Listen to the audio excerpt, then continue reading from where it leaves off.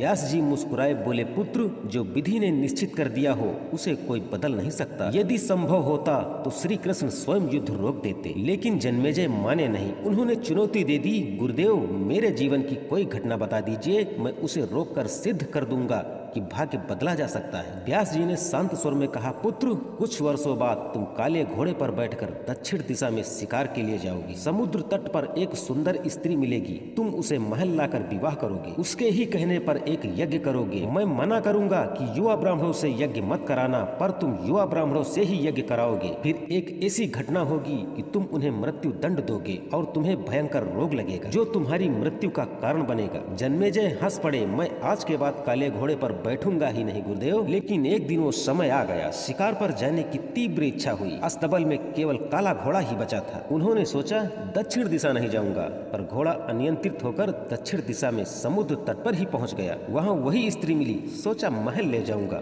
पर विवाह नहीं करूंगा, परंतु प्रेम जाल में पड़कर विवाह भी कर लिया। फिर रानी के ही कहने पर यज्ञ हुआ और हुआ वैसा ही जैसा व्यास जी ने कहा।